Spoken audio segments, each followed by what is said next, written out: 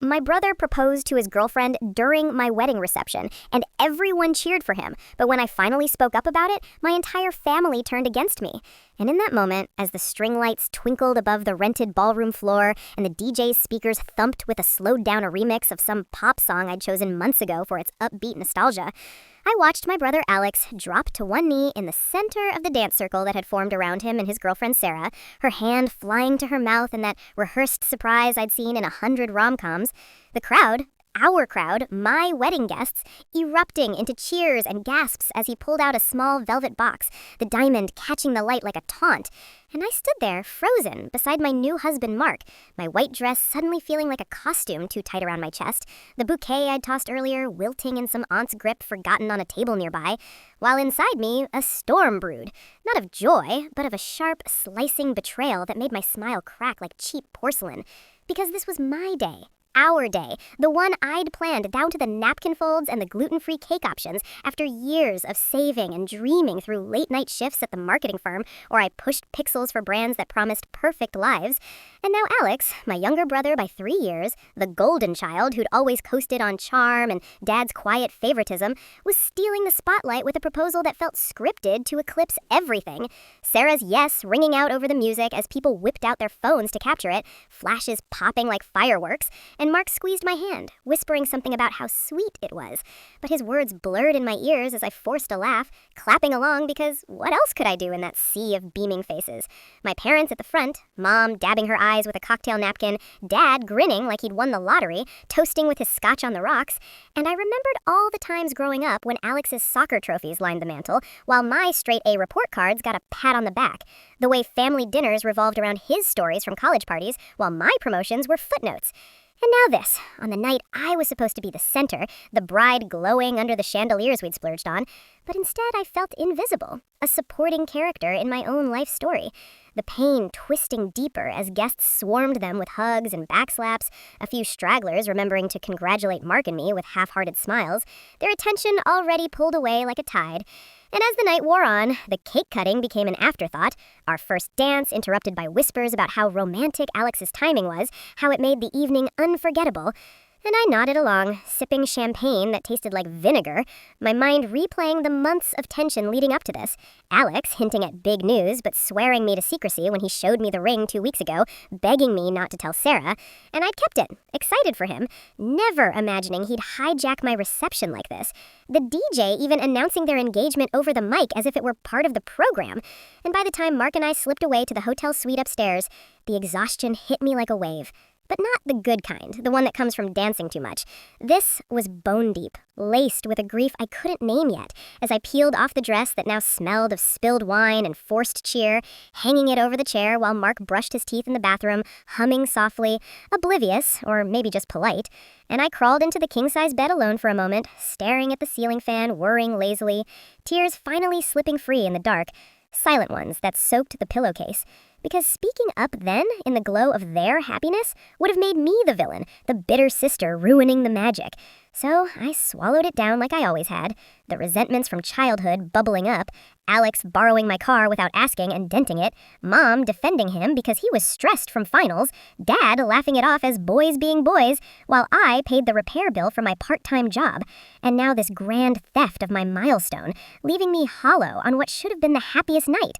Mark sliding in beside me eventually, his arm draping over my waist, murmuring how perfect everything was, and I turned away slightly, pretending to sleep, but my mind raced through the what-ifs, wondering if anyone had noticed my fading smile, if Sarah had seen the flicker in my eyes when she hugged me, gushing about how thrilled she was to share the joy, her ring sparkling under the bedside lamp, as I replayed her words, share the joy, as if it were communal property, not mine alone. And the anger simmered low, not explosive yet, but building like pressure in a forgotten kettle, making my chest ache with every breath. The hotel room's air conditioner humming a white noise that couldn't drown out the echoes of cheers that weren't for me. And as dawn crept through the curtains, tinting the room gray, I lay there wide awake, the weight of unspoken words pressing down, knowing that tomorrow, or the day after, when the photos hit social media and the likes poured in for their moment, I'd have to face it all. The family brunch where everyone would relive the proposal, toasting Alex and Sarah while Mark and I sat on the periphery, our vows a footnote, And the pain of that realization cut deeper than any knife, a raw wound in the fabric of our family ties I hadn't yet dared to probe. But already I felt the isolation creeping in, the sense that by not exploding right then, I'd set the stage for something worse, a quiet implosion that would reveal fractures I'd long ignored, like how Mom always called Alex first with news, how Dad's pride in him shone brighter, how even my own achievements felt dimmed in his shadow.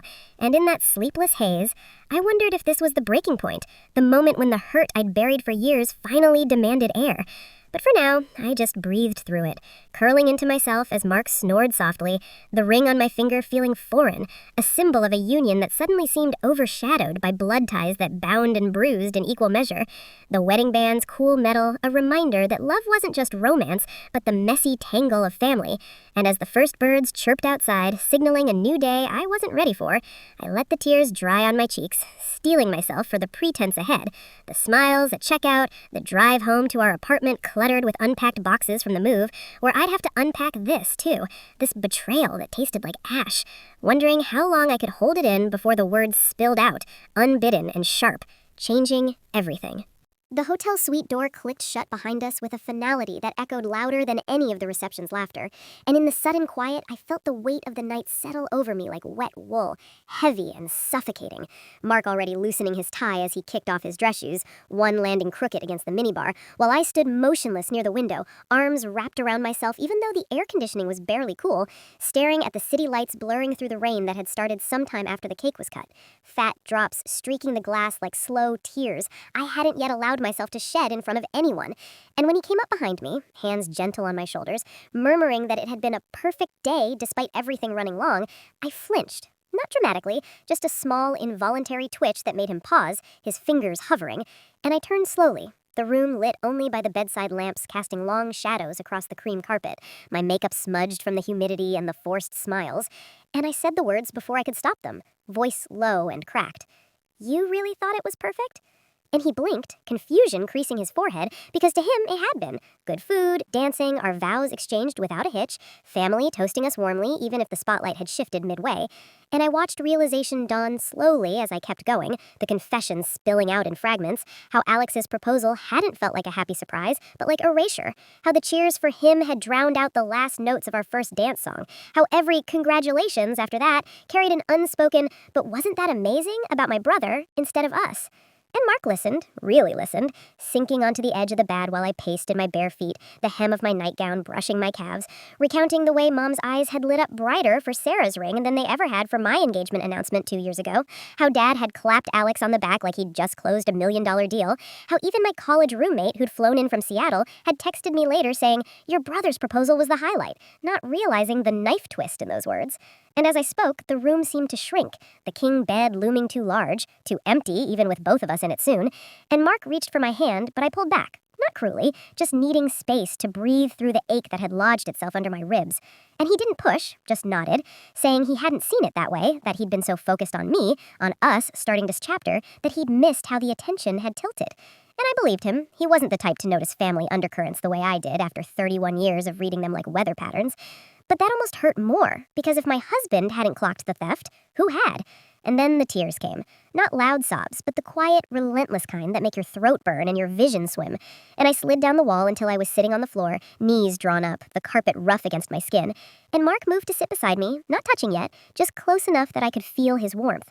And we stayed like that for what felt like hours, the rain tapping insistently, the occasional car horn drifting up from the street below, while I let the hurt pour out in stops and starts. Memories of Alex always getting the bigger slice of cake at birthdays, of Mom buying him new sneakers when mine were secondhand, of family photos where he stood front and center even when it was my graduation party.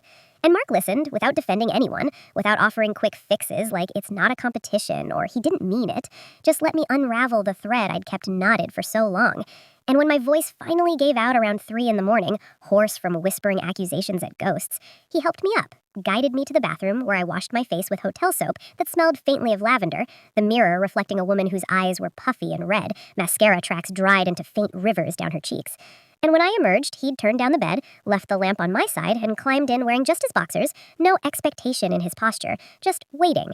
And I slipped under the covers on my side, facing away at first, because looking at him felt too vulnerable, too exposing after bearing everything else. But he didn't crowd me, just said, "I'm here, okay? Whatever this needs to be." And something in his voice, steady, unpanicked, made the knot in my chest loosen by the smallest degree, enough that I rolled towards him, not touching, but close, our breaths sinking in the dark, and I whispered that I didn't know how to go back to normal, how to sit at Sunday dinners and pretend the proposal hadn't rewritten the memory of my wedding. And he said we didn't have to pretend, that we could figure out what came next together, slowly. And for the first time since Alex knelt down, I felt a flicker of something besides rage and grief.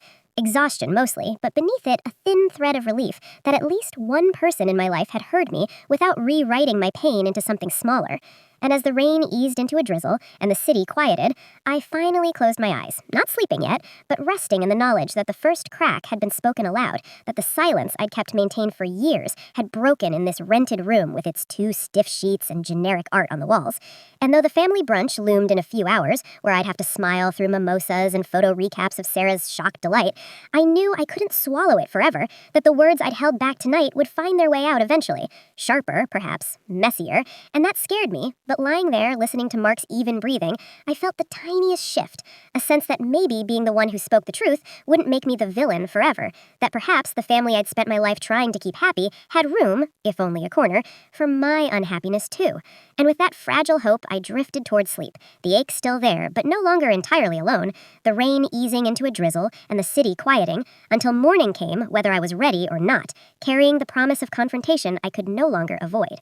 The brunch buffet at the hotel's sunlit atrium felt like walking onto a stage where everyone else already knew their lines and I'd forgotten mine. The clink of silverware and the low hum of satisfied conversation wrapping around me as I balanced a plate of scrambled eggs I had no intention of eating.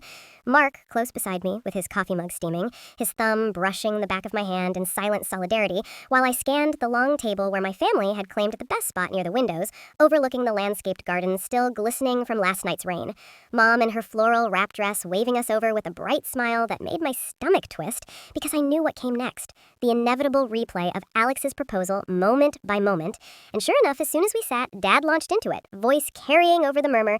You should have seen the look on Sarah's face. Priceless, just priceless. And everyone laughed, forks pausing midair, phones already out showing the same video looping on someone's screen, Sarah beaming in the thumbnail, Alex's grin wide and unapologetic, and I felt the heat rise in my cheeks, not from embarrassment exactly, but from the slow burn of being erased again, right here, in daylight, with mimosas and fresh croissants.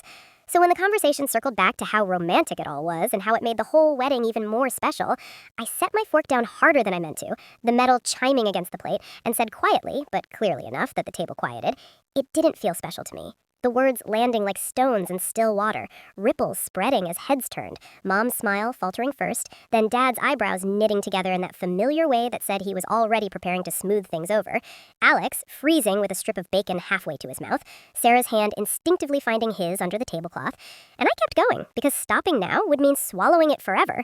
Last night was supposed to be about Mark and me, about the promises we made in front of all of you, and instead it became about Alex and Sarah, and I'm not okay with that.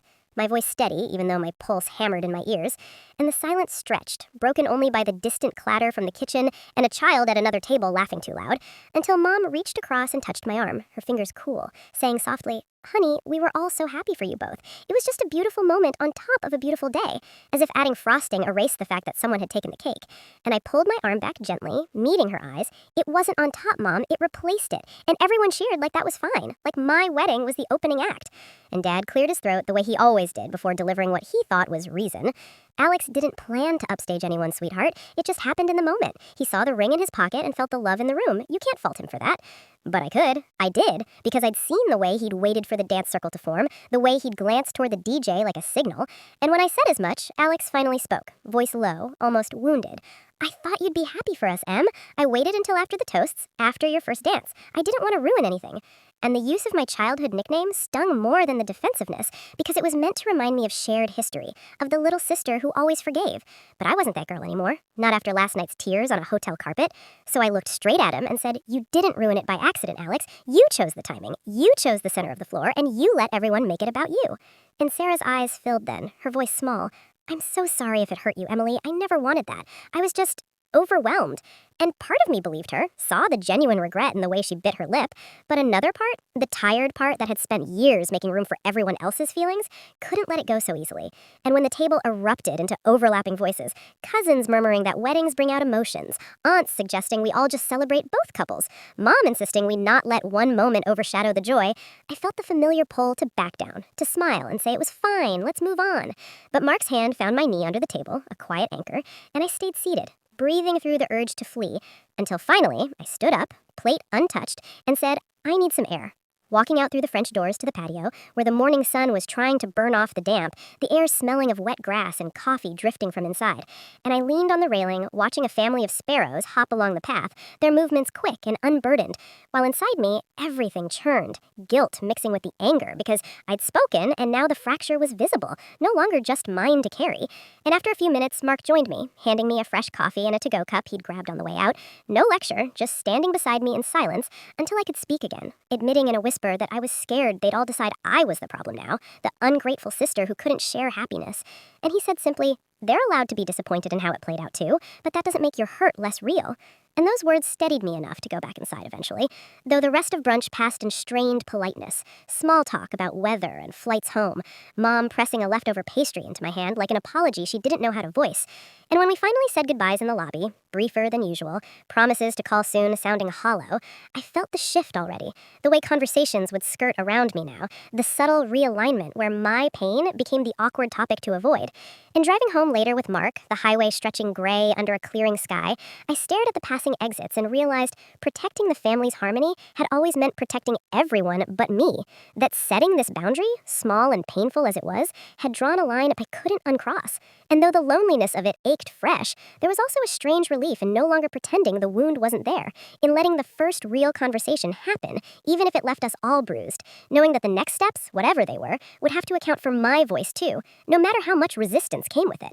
The drive home from the hotel stretched longer than the actual miles, the highway humming under the tires while Mark kept the radio low, some soft acoustic station playing songs neither of us really heard, and I stared out at the blur of exit signs and chain-link fences, the brunch confrontation replaying in fragments, Mom's tight smile when I didn't hug her goodbye, Alex's clipped "talk later" as he loaded Sarah's suitcase into their SUV, the way the cousins had shifted uncomfortably and changed the subject to sports scores. And by the time we pulled into our driveway, the sky had clouded over again, a flat gray that matched the heaviness sitting on my chest, the house looking smaller somehow, the porch light still on from the timer we'd set before leaving for the wedding weekend, and inside the air smelled faintly of lavender candle I'd lit days ago, now cold and waxy in its jar on the coffee table, unpacked boxes still stacked in the corner of the living room because we'd been too busy with final preparations to finish settling after the move, and Mark set our bags down quietly, asking if I wanted tea or maybe to lie down, but I shook my head. Needing movement, needing distance from the echo of family voices still ringing in my ears. So I told him I was going to my sister-in-law Jenna's for the afternoon. She lived 40 minutes away in the next suburb over, the one with the older colonials and bigger yards. And he didn't question it, just kissed my forehead and said to text when I was on my way back, his trust in me steady even when everything else felt unsteady.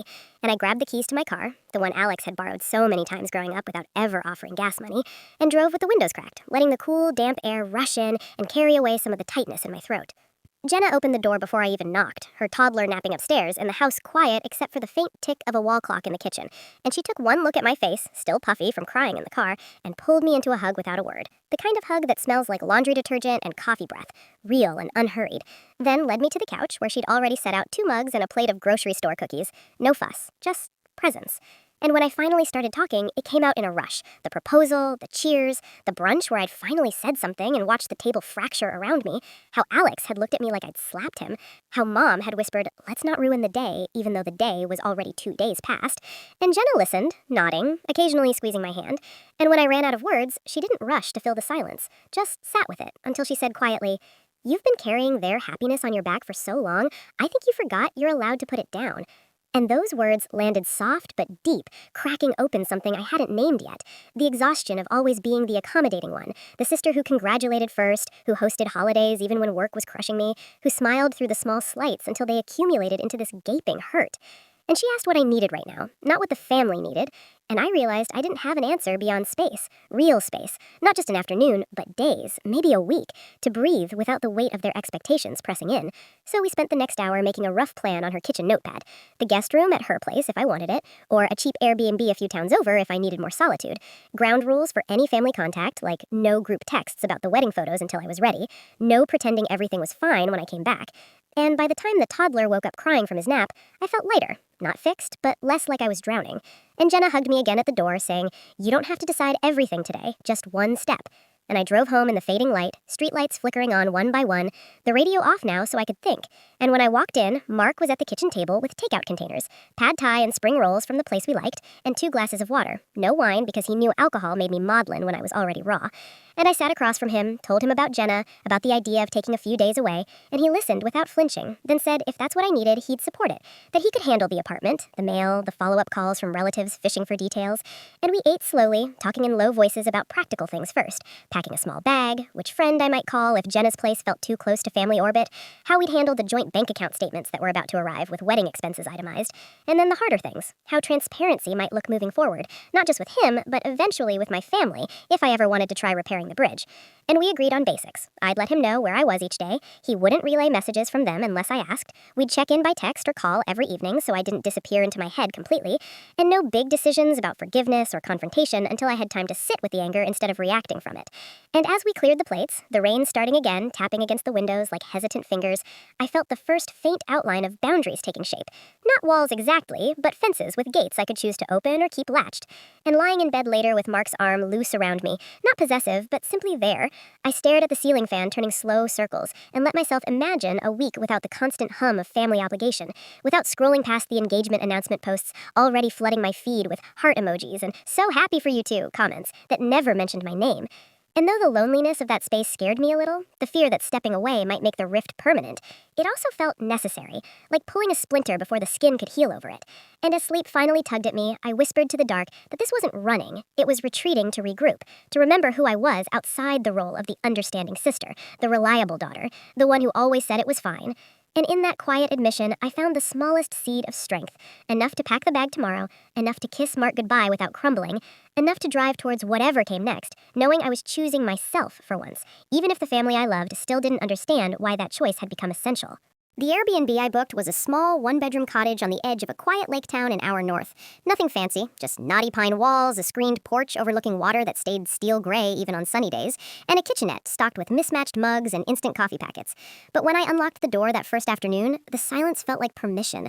No ringing phones, no group chat notifications lighting up my screen with wedding recap photos or tentative "how are you" texts from cousins who'd sensed the tension at brunch. Just the low lap of waves against the dock and the occasional creak of the house settling. And I dropped my duffel bag on the braided rug, stood in the middle of the living room, breathing in the faint scent of cedar and someone else's old fires, and for the first time in weeks, the knot behind my sternum loosened enough that I could actually feel my heartbeat instead of just the panic around it. I didn't unpack right away. Instead, I made coffee in the ancient percolator, carried the chipped mug out to the porch, wrapped myself in the fleece throw from the couch, and watched a pair of loons glide across the water, their calls echoing, sharp and lonely. And I let myself sit with the anger without trying to fix it or justify it or apologize for it. Anger at Alex for choosing spectacle over sensitivity, at my parents for rewriting the narrative so quickly that my hurt became the inconvenience, at myself for waiting 31 years to say out loud that I deserved to be seen without someone else stepping into the frame. And the tears came again, slower this time, less desperate, dripping into the coffee until it tasted salty. And when my phone buzzed, it was only Mark checking in with a simple, "Made it okay? Thinking of you." No pressure, no questions about when I'd be back, just the quiet tether that reminded me I wasn't cutting everyone out, just carving out room so I could come back as someone who wasn't always apologizing for existing. The next morning, I found a local therapist through an app recommendation Jenna had texted me before I left. Dr. Elena Marquez, mid-40s from her profile photo, specializing in family systems and betrayal trauma, and I booked the first available virtual slot for that afternoon, telling myself it was just one session, no commitment. But when the time came, I sat on the couch with my laptop balanced on a pillow, the Wi-Fi surprisingly strong for such a remote spot, and when her face appeared on the screen, warm brown eyes, silver threading her dark hair, a soft cardigan over a plain tee, I felt the familiar urge to minimize, to say I was fine, just needed needed a sounding board. But she asked open questions instead of letting me deflect. Things like, what does it feel like in your body when you picture your brother's proposal again? And when was the last time you remember feeling fully seen by your family without conditions? And the answers surprised me, spilling out in halting sentences about the tightness in my throat that never quite went away at family gatherings, the way my shoulders hunched automatically when Alex entered a room, the childhood memory of standing on the sidelines at his championship game while my parents cheered so loud their voices cracked, and how even my own high school valedictorian speech had been followed by Mom saying, "That was lovely, but wait till you hear what Alex is doing at state finals." And Dr. Marquez didn't rush to reframe any of it, just nodded and reflected back what she heard. It sounds like you learned very early that your joy had to make space for his, and that pattern feels exhausting now. And something in her calm acceptance cracked the last of my defenses, so that by the end of the 50 minutes, I was crying again, openly this time, telling her I didn't know how to want things without feeling selfish. And she suggested small experiments in vulnerability. Nothing dramatic, just naming one feeling a day to Mark via text, or writing a letter to my younger self that I didn't have to send to anyone. And when the session ended, I felt wrung out, but strangely lighter, like I'd finally exhaled after holding my breath for decades. Over the next few days, the routine settled in gentle and unhurried. Morning walks along the gravel path that circled the lake, steam rising off the water in thin wisps, the crunch of leaves under my sneakers reminding me my feet were still connected to the earth. Afternoons, reading novels on the porch, actual paperbacks from the cottage bookshelf about messy families and second chances. Evenings, texting Mark photos of the sunset or the heron that fished off the dock, and sometimes a single honest sentence. Today, the anger feels more like grief. Or, I miss you, but I'm glad I'm here. And he always replied with presence rather than solutions. I hear you. Or, I'm proud of you for staying with the feeling. Small mirrors that showed me my words mattered without needing to be fixed immediately. By the fourth day, I ventured a tiny act toward the family orbit. I sent Alex a single message, no accusation, just, I'm taking some time. I still love you, but I need space to sort through how hurt I am. Please don't reply yet. Just know I'm working on it. And hitting send felt like stepping off a ledge, terrifying, but also freeing, because I'd said it without explosion or apology. And when he didn't bombard me with defenses or guilt trips, just sent back a thumbs up emoji hours later, the barest acknowledgement, I felt the first faint thaw in the ice that had formed between us. Not forgiveness yet, but evidence that boundaries didn't have to be permanent severance. In the quiet hours alone, I started journaling too, pages filling with the things I'd never said aloud, the resentment over hand-me-down expectations, the way Sarah's engagement ring felt like a punctuation on a sentence that should have ended with my wedding vows, the fear that speaking up would make me the family pariah, but also the softer truths, how I still wanted holidays with laughter, still wanted my parents to look at me with uncomplicated pride, still wanted a brother who celebrated me as loudly as I tried to celebrate him, and writing those contradictions without judgment let them coexist instead of fighting for dominance. Toward the end of the week, during another session with Dr. Marquez, I admitted I was starting to miss the daily texture of life with Mark, the way he left the coffee maker set for me each morning, the stupid inside jokes about the neighbor's yappy dog, the comfort of his hand on my back when we watched Netflix on the couch. And she smiled gently, asked what it might look like to invite a small reconnection, not with the whole family yet, but with him, maybe planning a low-key dinner when I returned. Nothing wedding-related, just us. And the idea settled warm in my chest, a reminder that rebuilding didn't have to mean confronting everyone at once, that I could start with the safest harbor and let the circles widen slowly. When I packed the duffel to head home on the 7th day, the cottage already felt less like escape and more like a place I could return to if I needed it again. And as I locked the door and walked to the car, the lake reflecting a pale sun breaking through clouds, I carried back not resolution, but possibility. The tentative knowledge that vulnerability wasn't weakness, that my pain had a right to exist alongside everyone else's joy, and that the first fragile bridge I was building was the one to myself. Strong enough now to hold a little more weight, enough to drive the hour home without the old panic rising, enough to text Mark, on my way, can't wait to see you, and mean it. The road ahead still uncertain, but no longer entirely shadowed, carrying the quiet hope that healing, like the lake after a storm, could happen in still, patient increments.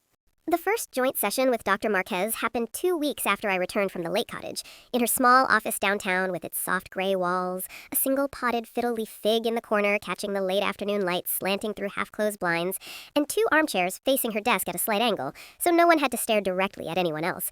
The kind of careful arrangement that made me feel seen without being cornered.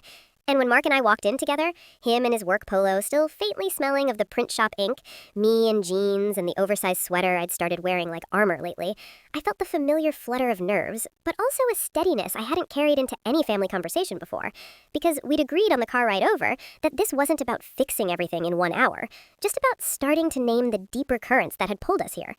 Dr. Marquez greeted us with the same quiet warmth from our individual calls, offered water from a glass pitcher with lemon slices floating in it, and began by asking each of us, separately, what we hoped to get from being in the room together today. No pressure to agree or align, And Mark went first, voice low and measured, saying he wanted to understand more about how the wedding moment had landed for me so differently than it had for him, that he'd replayed it in his head and realized he'd been so wrapped up in the relief of finally marrying me after years of long-distance dating and planning that he hadn't noticed the spotlight shifting until I pointed it out. And hearing him say that without defensiveness or excuses made my throat tighten in a way that wasn't entirely painful, more like recognition, like finally being witnessed in the exact shape of the hurt. And when it was my turn, I said I wanted to practice saying hard things without immediately bracing for someone to rewrite them smaller, and maybe to hear from him what he needed from me too, because this wasn't just my wound anymore. It was ours to navigate now that we were married. She nodded, jotting something brief on her notepad, then invited us to talk about the patterns we'd each noticed in my family dynamics, not to assign blame, but to map the terrain. And I started with the childhood examples that kept surfacing in my solo sessions, the way report cards were celebrated quietly for me, but turned into family events for Alex, how my first big promotion at work got a "that's nice, honey" phone call, while his entry-level job offer prompted a backyard barbecue, and Mark listened, head tilted, occasionally asking gentle questions like, did that feel like they were comparing you directly, or more like his milestones took up all the oxygen? And his framing helped me see it clearer, not as deliberate favoritism every time, but as a habit so ingrained that no one questioned it, least of all Alex, who'd grown up assuming the center was his natural place. When Dr. Marquez turned to him and asked how it felt to hear those stories now, knowing he was part of my chosen family, Mark rubbed his palms on his thighs, a nervous tell I'd learned meant he was searching for honest words, and said he felt a mix of sadness for the little girl I'd been and frustration that no one had stepped in to balance the scales, that he wished he'd seen the pattern sooner so he could have protected me from carrying it alone into adulthood. And the admission cracked something open in me, a small sob escaping before I could catch it, because I hadn't realized how much I'd needed someone outside the blood circle to say the hurt was real and unfair, not just something I should have been tougher about. From there, the conversation turned to the wedding itself, and we walked through it slowly, moment by moment. How the proposal had felt to me like a theft, how the cheers had registered as a collective choice to prioritize spectacle over sensitivity, how even the well-meaning comments afterward, "what a memorable night for everyone," had stung like salt. And Mark admitted he'd laughed along at first, thinking it was harmless joy, but now saw how it reinforced the old dynamic, where my moments were allowed to be eclipsed.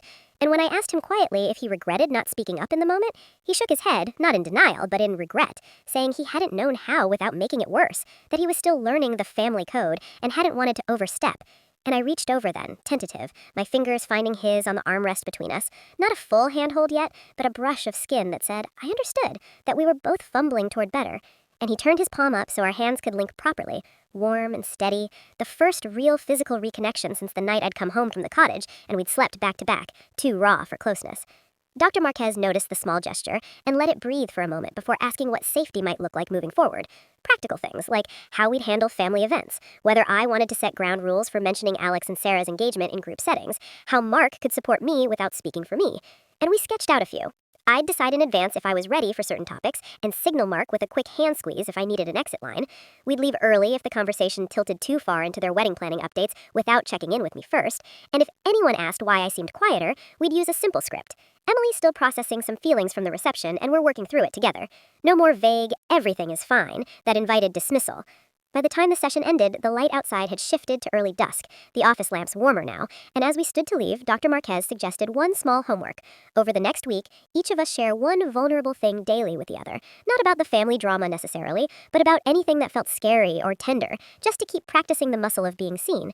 And in the parking garage afterward, Mark and I lingered by the car, neither of us rushing to get in, the air cool and smelling faintly of exhaust and rain coming, and he pulled me into a hug. Not the quick kind, but the long, enveloping one, where I could rest my forehead against his collarbone and feel his heartbeat steady under my cheek. And I whispered, "Thank you for coming with me," meaning not just today, but for staying through the mess, for not asking me to hurry up and forgive so things could feel normal again. And he kissed the top of my head, murmuring, "I'm in this with you, however long it takes." And when we finally drove home, the silence between us wasn't heavy anymore. It was companionable, threaded with the quiet knowledge that we'd named some of the deeper fault lines, not just the wedding, but the lifelong habit of making myself smaller. And though the Bridge family looked shaky in the distance, the one Mark and I were building felt sturdier with every honest word, every linked hand, every moment we chose presence over pretense. And as streetlights flickered on one by one, I let myself lean my head against the window, watching the city slide past, feeling the first real flicker of cautious hope that closeness didn't mean erasing pain, but could mean holding it together, side by side, until the weight felt shared instead of solitary. The idea for the family weekend at the rented cabin in the Adirondacks came from Dr. Marquez during our last joint session, framed not as a forced reconciliation, but as a low-stakes test of the new boundaries we'd been practicing. 4 days, just the immediate family, no extended relatives, no agenda beyond being in the same space and seeing what happened when expectations were lowered to the basics. Shared meals, walks in the woods, board games if anyone felt like it, and the explicit understanding that anyone could step away without explanation if the air got too thick. And when Mark and I talked about it over takeout Thai on the couch one rainy Thursday night, he asked gently if I was ready. Not for forgiveness exactly, but for proximity without performance. And I surprised myself by saying yes. Not because the hurt had vanished, but because the cabin felt far enough from everyday life that I could imagine breathing through whatever surfaced. And because it started to trust that Mark would be my quiet ally in the room. Not a referee, but a witness who'd already proven he could hold my truth without flinching. We arrived on a Friday afternoon in early October, leaves turning gold and crimson overhead, the gravel drive crunching under the tires as we pulled up to the cedar-sided house with its wide deck overlooking a small lake still as glass. And Alex and Sarah's SUV was already there, Mom and Dad's rental car parked beside it, the sight of both vehicles making my stomach dip, but not plummet the way it would have a month ago.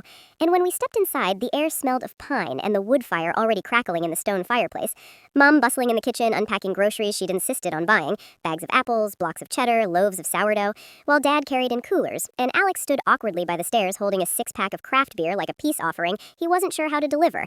The first evening passed in careful choreography. Small talk about the drive up, the weather forecast promising crisp days and clear nights, Sarah offering to help with dinner and me accepting, because refusing would have felt more loaded than cooperating, and we chopped vegetables side by side at the butcher block island, the knife rhythm steady, her asking quietly about the new apartment, and me answering in short sentences that weren't warm yet, but weren't clipped either.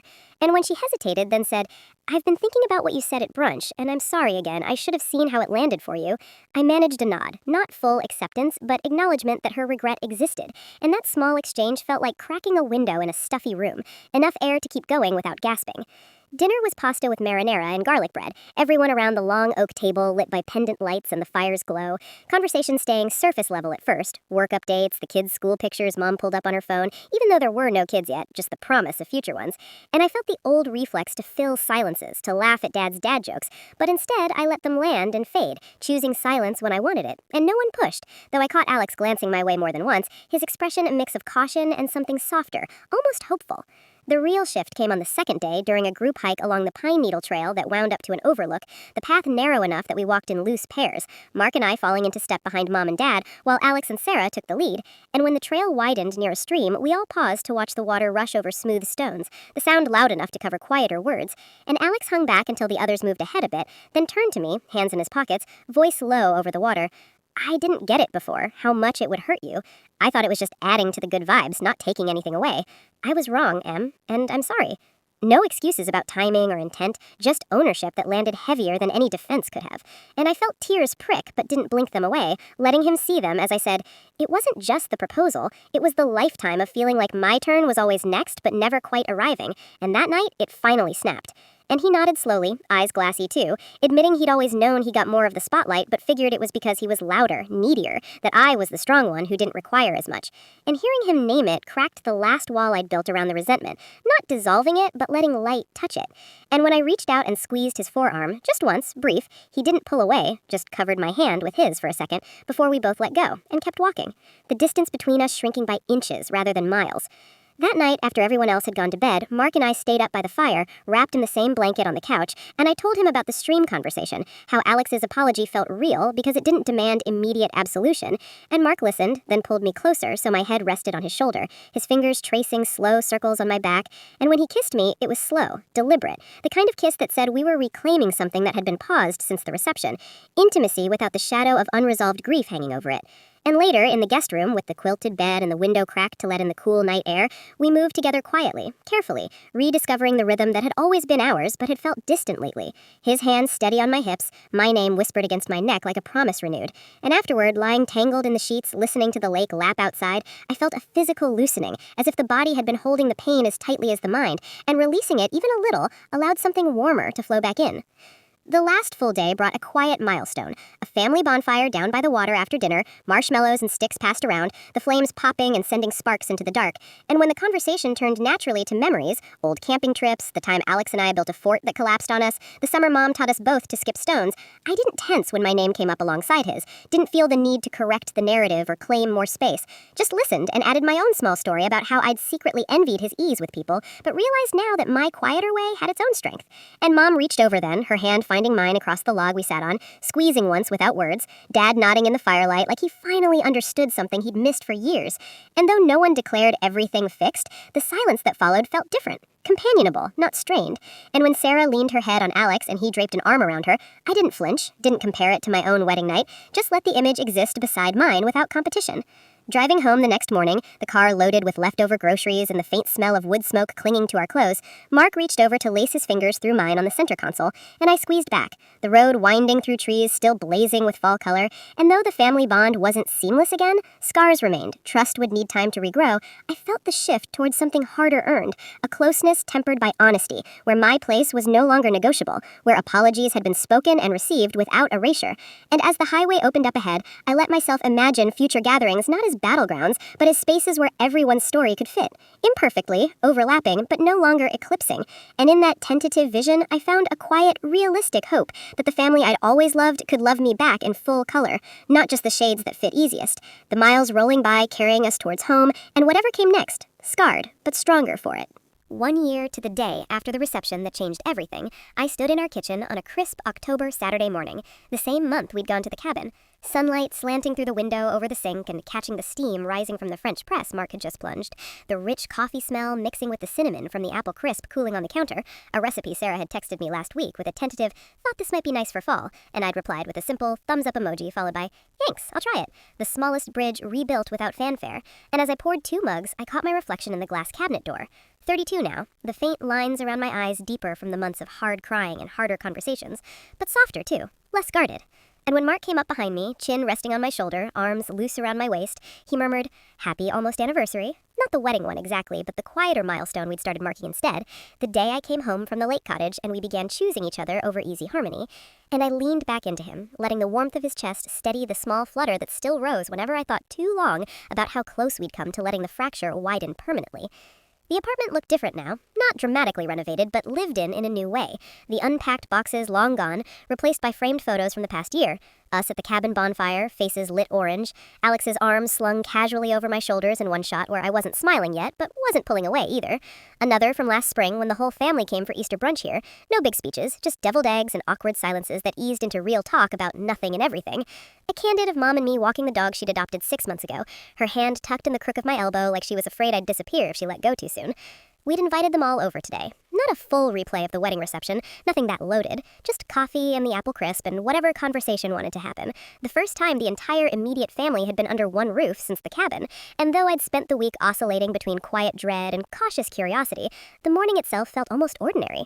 Mark setting out plates, me arranging napkins, the radio playing low oldies in the background, and when the doorbell rang at 11 sharp, it was Alex and Sarah first, him carrying a bakery box of Danishes, just in case, her with a small bouquet of grocery store mums in fall colors, and the hug she gave me was brief but genuine, no over-the-top apologies lingering in the air, just, good to see you, and I said it back, meaning it more than I expected to. Mom and Dad arrived minutes later, Mom with the same nervous energy she'd had at every gathering since brunch, fussing over the coffee temperature and asking twice if I needed help slicing the crisp. Dad quieter than usual, settling into the armchair with his mug and watching the room like someone who'd finally learned to listen before speaking. And when we all found seats, some on the couch, some at the kitchen table dragged closer, a loose circle that felt intentional without being forced, the conversation started small. Work updates, Alex's promotion, my new project managing a bigger client team, Sarah's grad school applications, Mark joking about the neighbor's dog still yapping at dawn, and I let it flow, contributing when I wanted, staying quiet when the old reflex to smooth everything rose, but didn't overpower me anymore. Then, almost casually, Alex cleared his throat and said, I've been thinking about last year a lot. No preamble, just straight into it, and the room stilled, not tense exactly, but attentive, and he looked at me directly, no flinching. I still wish I could take it back. Not the proposal itself, but the way I did it, the timing, the assumption that everyone would feel the same joy I did. I get now how it landed on you, Em, and I'm sorry it took me so long to really hear it. The words weren't new. He'd said versions of them at the cabin and texts since, but hearing them here, in our home, with everyone present, carried a different weight, and I felt Mom's hand find mine on the couch cushion, her fingers cool and trembling slightly, and when I looked at her, she was blinking fast, whispering, "We should have seen it sooner, honey. We were so caught up in the moment and how happy he looked, and we didn't stop to check on you." And Dad nodded, voice rough. "I failed you there, kiddo. Thought keeping the peace meant not rocking the boat, but I see now the boat was already leaking and I was the one pretending it wasn't."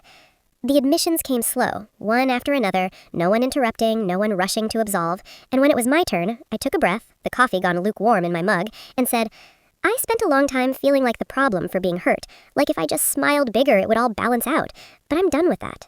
I love you all, messy history and all, but I need my moments to matter too, without someone else's joy automatically taking center stage. And I think we're getting there, slowly."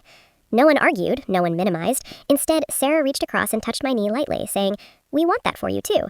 And Alex added, "I'm trying to be better at noticing when the spotlight needs to shift." And in the quiet that followed, the fire station siren wailed distantly outside, a reminder that life kept moving beyond this room, but inside it felt like something settled, a scarred piece, not perfect, not erased, but real.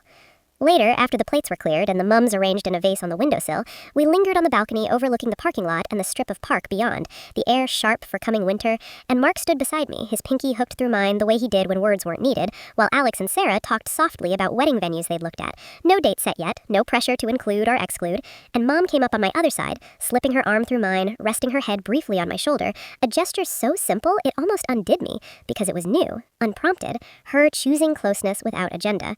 When everyone finally left, hugs longer than they used to be, promises to text about nothing in particular, Dad's gruff, "Love you, kid," at the door, I closed it behind them and turned to Mark. The apartment suddenly quiet again, the crisp crumbs still on the counter, coffee rings on the table, and he pulled me into him, rocking us gently side to side like we were slow dancing to music only we could hear, and I whispered against his shirt, "It's not fixed, but it's better," and he kissed my temple, murmuring, "Better is enough for now, better keeps growing." And in that ordinary moment, with the late afternoon light fading and the promise of dinner and Netflix ahead, I felt the bond we'd all been rebuilding, not shiny or storybook, but tougher, more honest, threaded through with the knowledge that love could survive being named painful, that family could stretch to hold everyone's truth without breaking, that I could stand in the center of my own life without apology. The hurt still lived there, a faint scar I sometimes traced when old photos surfaced, or when Alex's name lit up my phone first with good news, but it no longer defined the shape of things. Instead, it had carved space for something deeper, quiet hope made sturdier by time, by therapy notes tucked in a drawer, by boundaries respected, by apologies that didn't demand forgetting. And as Mark and I cleared the last dishes together, elbows brushing, the radio still playing softly in the background, I let myself believe that the family on the other side of that door was learning, slowly, to cheer for all of us, not just the loudest moments. And that I was learning, too, to accept love that came imperfectly but sincerely, to trust that my voice mattered even when it shook, to hold this scarred but stronger closeness like the treasure it had become, one ordinary, hard-won Saturday at a time.